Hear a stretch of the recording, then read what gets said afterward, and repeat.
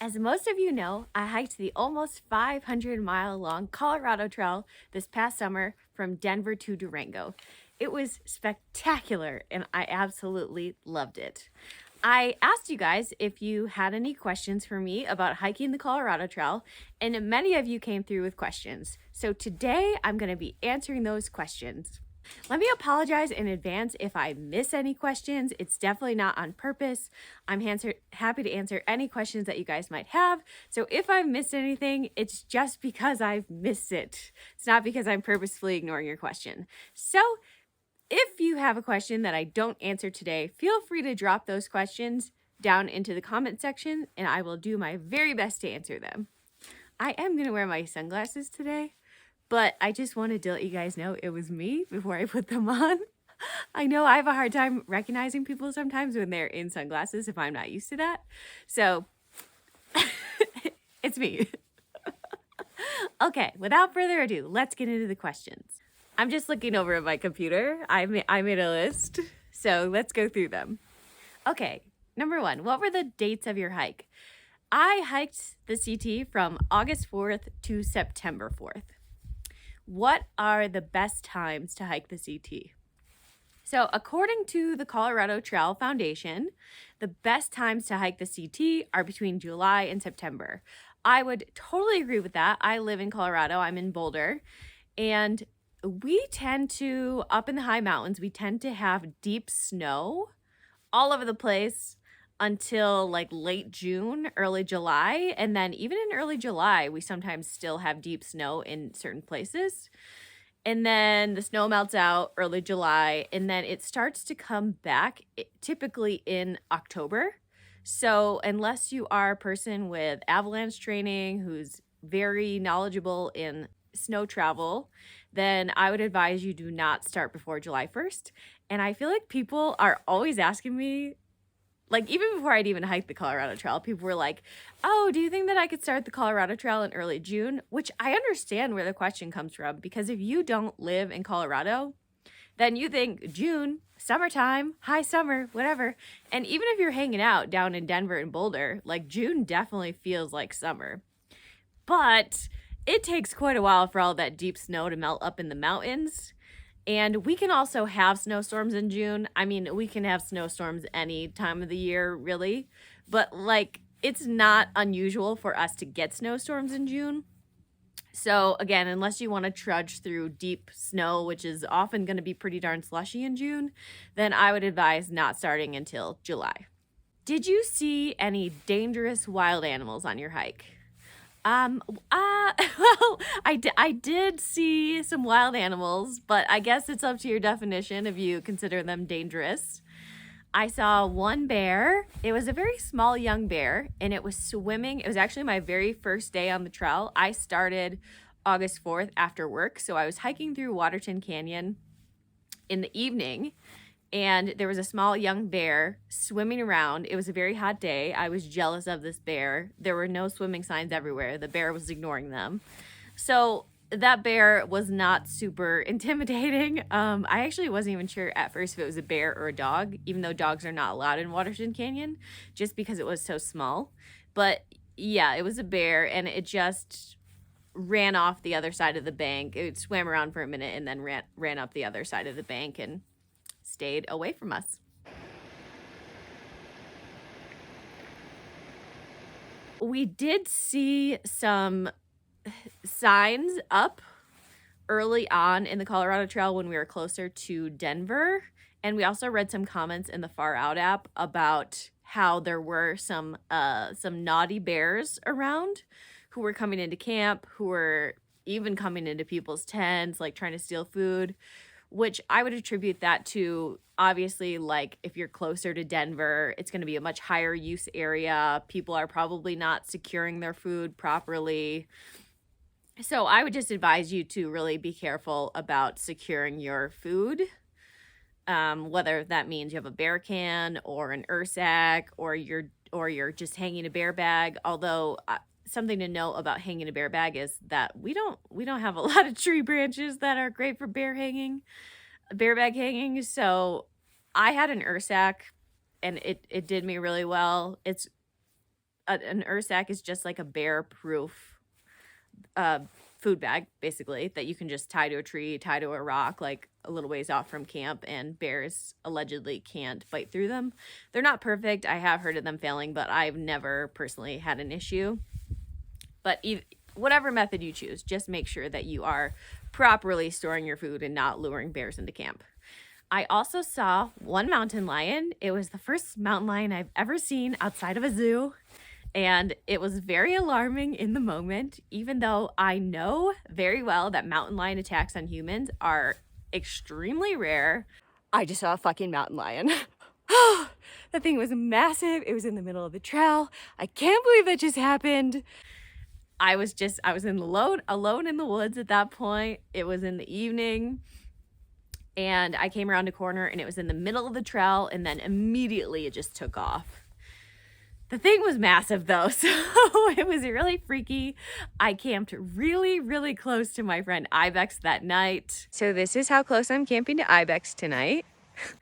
And as I was kind of walking down the trail, I kind of felt its eyes on me, even after it had run into the woods. But luckily, no mountain lion attack. Again, very extremely rare to be attacked by a mountain lion. Luckily, I was not one of those rare people. But mountain lions are definitely around. We definitely have them in Colorado. But I go out hiking and backpacking all the time, and that's the first one I've ever seen. I'm sure that other mountain lions have probably seen me, but I have never seen them. So anyway, it was very exciting and very terrifying at the same time. And I also saw a couple of moose from very far away. You got to be careful with moose because they can be they're known to chase people down, and they are really massive animals. Every time I see a moose, I'm like, wow, I can't believe how freaking big that thing is. But I think that the issue with moose a lot of times is when people see a bear, they're not going to hopefully approach the bear, right? But people see a moose and they're like, oh, that just looks like a big deer.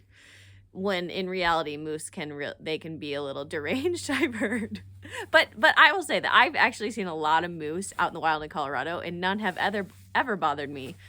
Most have been very, very chill, just sitting around eating plants and things. But you just have to respect wildlife, and most times wildlife, if you respect them and stay away, they're not going to bother you. So I guess I technically did see some dangerous wild animals, but did not have any dangerous wild animal encounters. No issues. Okay, next question. Where did you send your resupply boxes, and would you recommend sending resupply boxes? So I am not a big resupply box person. Resupply boxes is like when you make yourself a box of food, you send it to yourself forward on the trail somewhere so that you don't have to go grocery shopping when you get to the town. I am not a big fan of them because they can sometimes be a pain to pick up, especially if you send them to the post office. And then, small mountain town post offices aren't probably going to have extensive hours, right? So sometimes you end up having to wait around for them. And sometimes you end up having to spend an entire day in a town waiting for the post office to open. So I'm not the biggest fan of sending resupply boxes, but I actually did send 3 out on the CT. And the reason for that was I had a pretty limited amount of time to hike the CT. I only had a month because I took the time off work, so I had a month off work. And a friend of mine who hiked the CT in the past recommended that I send resupply boxes to these 3 towns that didn't have great resupply options. So I sent one to Twin Lakes, Lake City, and Silverton. If I were to do it again, I would probably still send one to Twin Lakes and Silverton, but I would not send one to Lake City. In Twin Lakes, I sent the box to the general store. In Lake City, I sent it to the post office. In Silverton, I sent it to the hotel and hostel I was staying at, the Avon. So Twin Lakes, the general store is, first of all, it's awesome. It's very hiker friendly. They'll accept resupply boxes for you, even though they're selling hiker food. So that's kind of in competition with them, but they will take your resupply boxes and not charge you for it, which is so nice. And the owner, I believe his name is Bob, he gave me some really great advice about heading into the Collegiate West. It was a really nice experience. There's lots of hiker trees there. You can stop and get cold drinks, and you can definitely grab grab resupply items there if you don't want to send yourself a box. They're just not a ton of options because it is a really small store. So I'm a vegetarian, so I'm a little on the picky side. So I just want to make sure going into the Collegiate West, which is, I think, the most difficult part of the CT, I just wanted to make sure going in there that I had things that I wanted to eat and were going to fuel my body and all that good stuff. But you could definitely do a full resupply there if you're not super picky, and you could also, you know, just buy some items there, like send yourself a small box and then buy some items there. Like I bought lunch supplies there and I got myself some snacks and some drinks while I was there. So we are currently loitering at the general store. So much loitering. So much loitering. We got our drinks. We got our resupply. The other ones I had just didn't have enough padding. They just tore my heels. Lake City, I ended up getting stuck in Lake City for an extra day, which was fine because I loved Lake City, but waiting for the post office to open because I got in on a Saturday night. Obviously, the post office wasn't open on Sunday, so I couldn't get my resupply box till Monday morning. But also, Lake City just has a ton of resupply options, so I just wouldn't recommend sending a box there. It's not necessary. And then Silverton, I actually did not go. They have a small grocery store, and I didn't go in it. I've been in it before when I've been to Silverton other times, but I wasn't paying attention in terms of backpacking food.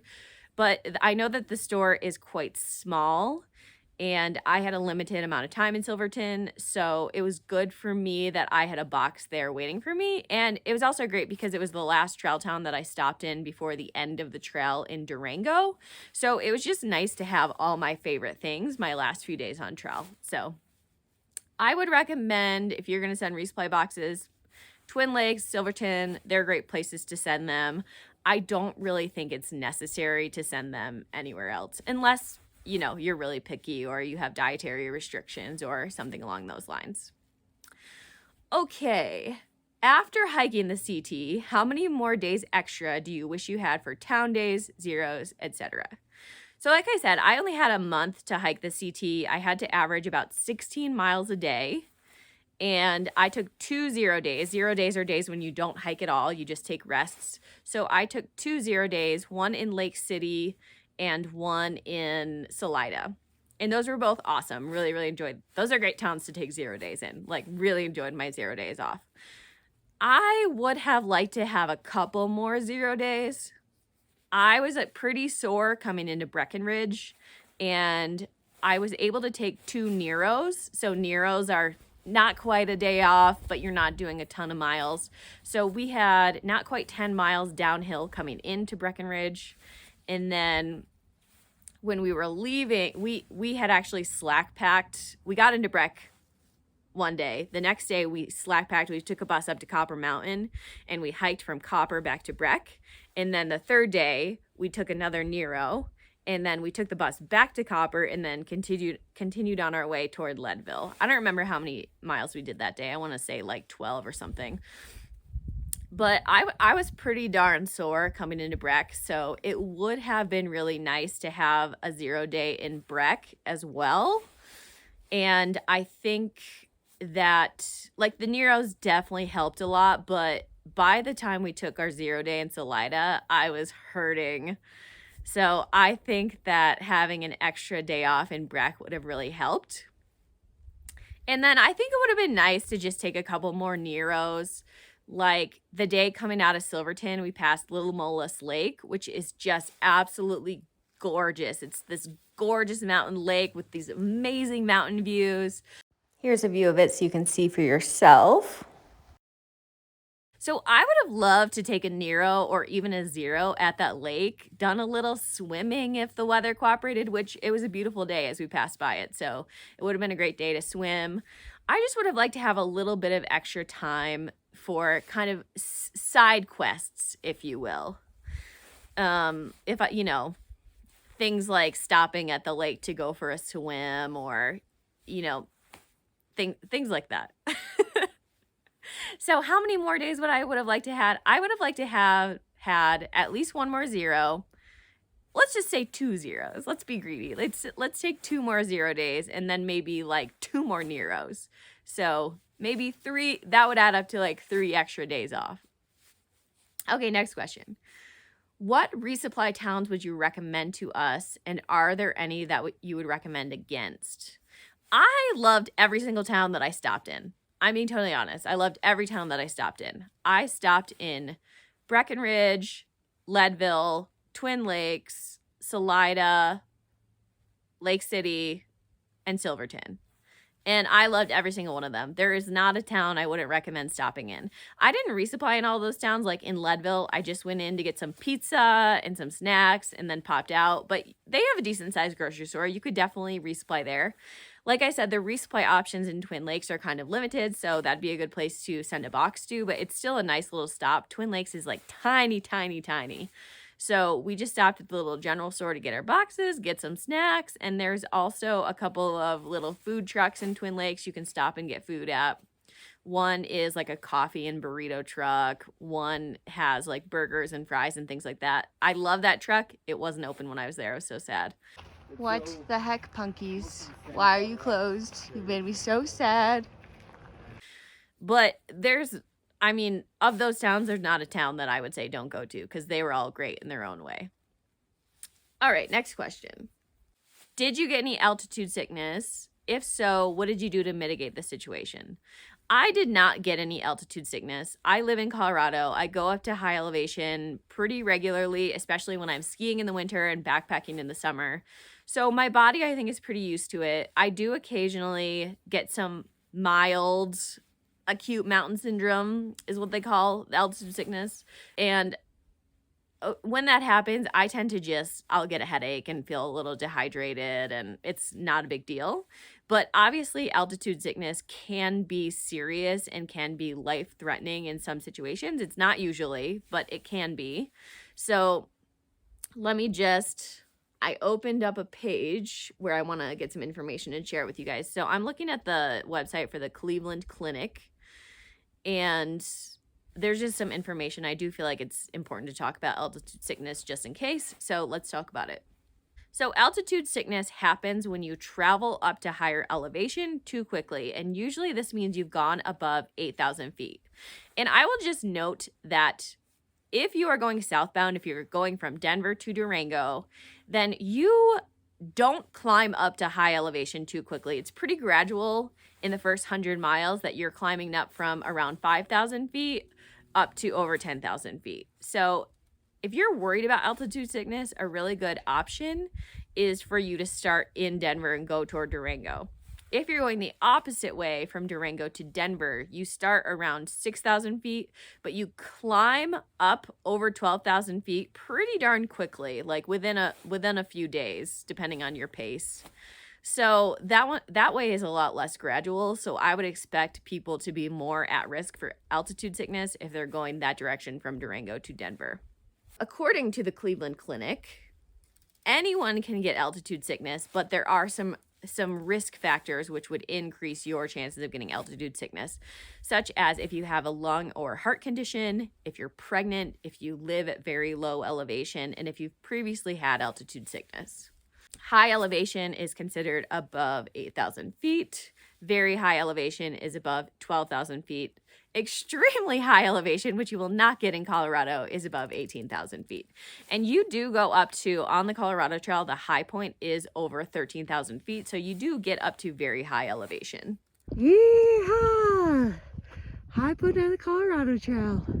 So there's mild altitude sickness, which is acute mountain sickness. And so the symptoms of this are a mild headache and fatigue.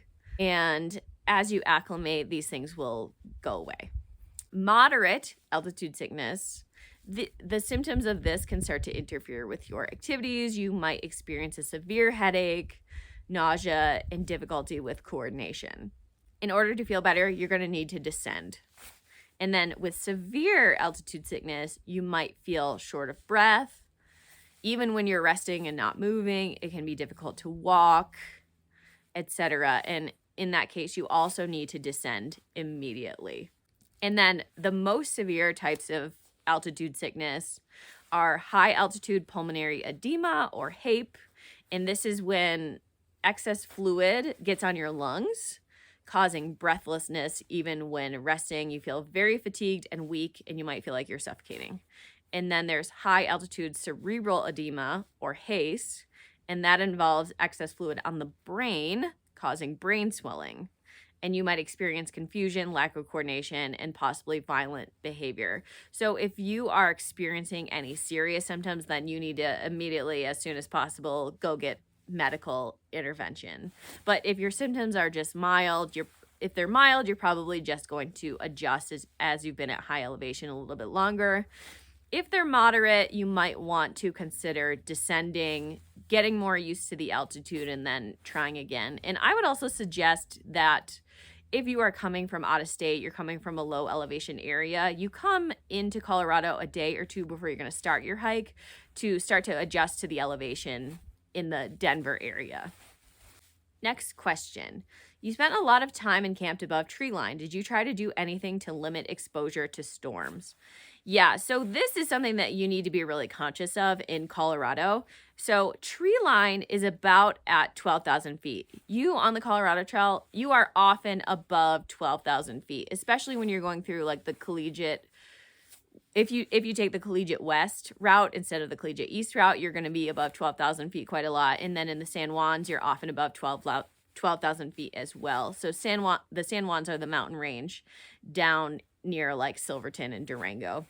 So people in Colorado get struck by lightning like every year, die from getting struck by lightning, which I know can happen anywhere, but it's way more likely to happen if you are in an exposed area. There are no trees around, there's nothing tall around, you are the tallest thing around. The risk of you getting struck by lightning goes up quite a bit if you are the tallest thing around.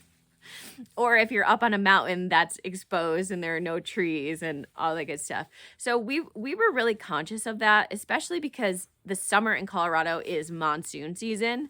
And with monsoon season comes a lot of thunderstorms. And usually these thunderstorms happen in the late afternoon. Of course they can happen anytime, but usually late afternoon. So we would start our days early to try to get miles in before those afternoon storms came in. If we were about to head above tree line and the weather did not look great, like it looked dark, it looked like a storm was going to start, we would hunker down and wait for that storm to pass before we would go up. So, for example, when we were in the collegiate west, we were about to go above tree line for like 12 miles, and we were watching what looked like a huge thunderstorm rolling into where we were. And so we actually stopped right before getting above tree line and set up camp, and we were planning to just stay for a couple hours to see if the weather passed. It never really did. It kind of just stuck where it was. So we ended up taking a Nero that we didn't really intend on taking because we didn't want to go above tree line with poor weather. Well, that looks ominous. And we actually did that another time in the collegiate west as well, but then the weather did pass. So we had just hunkered down our tents for a couple hours and then continued on our way. But you definitely want to be conscious of what the weather's doing before you get yourself up above tree line. And you want to take into account having enough time within your schedule to stop and take those hours off or those half days off or whatever if bad weather rolls in, because obviously you don't want to get struck by lightning. And it is actually something you need to think about when you're hiking in Colorado or at high elevation. How likely is hammock camping on the CT? So I consulted with my friend Dory, who hiked the CT with me. He's normally a hammocker, but he actually brought a tent on the CT, and I think he regretted it. He just thinks the tent is not nearly as comfortable as the hammock. And so I asked Dory what he thought, and he said he thinks it's very, very doable. There were a few places that we stopped to camp where it would have been really tough for him to set up a hammock. But in those cases, he could have just continued on a few miles to get to a forest where he could have set up his hammock. So as long as you are in decent shape going in, like you get to a campsite, that you're planning to go to, there's nowhere really to set up a hammock, and then you can continue on a few miles. He said very doable, not an issue. Just be flexible and you can make it happen. Next question. I'm vegan. Would you recommend I I plan to send boxes to myself the whole way. I don't think that's really necessary. I think that in many of the Colorado trail towns, there are options. Um, if you are like a picky vegan, then yeah, you might want to consider sending yourself boxes. But I would say great options in Breckenridge, in Salida, decent options in Lake City. I would send yourself a box to Twin Lakes for sure. And then if you're going to stop in any of the really small towns like Jefferson or, gosh, I can't even think of any of the smaller ones off the top of my head. But if you're going to stop in like the small towns, you should probably send yourself a box. But yeah, a lot of the towns have pretty decent options. So I wouldn't think that you would need to do that. And the last question, best, worst experiences on the CT. Gear failures? Any poop stories? How much did it cost? Okay, so that was like a few questions in one, but okay, so best, worst experiences on the CT. Best, I would just say, I mean, I loved the experience. It was totally awesome, but I especially really loved the San Juans. So that's another reason to go in the direction of Denver to Durango, because then you hit the San Juans at the end of your trip, and they are just spectacularly beautiful. Seriously, how is this real? Spectacularly beautiful. I was just so in awe. I couldn't put my camera down. I just absolutely loved that entire section, like the San Juans. I would say from Lake City until almost the end of the trail was just spectacularly beautiful, and I just absolutely freaking loved it. Worst experience on the CT, we did not have great weather. It rained actually quite a bit for us while we were out there. It rained almost every day, sometimes for hours at a time. I did not love that. That wasn't great for me. It was kind of a rainy summer in Colorado, but I keep reminding myself it could have been worse. I could have had wildfires, and nobody wants to hike through wildfire smoke. Nobody wants the landscape to burn down. So it was probably a good thing for Colorado that it was raining a lot, but it was mentally tough to deal with the rain. And I feel like a lot of evenings we couldn't hang out outside of our tents because it was raining. So that was kind of a bummer, because my friends and I, we don't hike together all day long. We stop for breaks together, we have lunch together, and we camp together. And so we want to stop at the end of the day and like have dinner together and hang out until it gets dark, right? But a lot of nights that wasn't possible, so that was kind of a bummer. Oh bother, it's raining and hailing now. Oh. Gear failures. Yeah, I made a whole video about this actually. I did have some gear failures. My sleeping pad, which is the Nemo Tensor, which I had only gotten back in the spring, sprung a leak. I was pretty frustrated by that. I patched it up, and it did last me till the end of the trail, and then I ended up taking it back to REI and getting a refund because I had it for less than 6 months. I didn't use it that much. I didn't abuse it, and it sprung a leak, which was frustrating and sad because that pad is like freaking comfortable. But yeah, that was a gear failure. My chest clip on my backpack busted in half. That was also frustrating. Luckily, it didn't happen until the second to last day. I have a Gossamer Gear Mariposa. And then one of my water bags, an Evernew water bag, also sprung a leak. So that was also a bummer. This was only a month-long hike, so I feel like things shouldn't have been breaking. And then any funny poop stories? I'm sorry, I don't have any funny poop stories. My bowels cooperated nicely, so nothing to share. And then money spent on the CT. I have a video about this as well, how much money I spent and what I spent it on. Spoiler, most of what I spent was on food. My two biggest expenses were groceries and restaurant food, and I spent total about $2,000.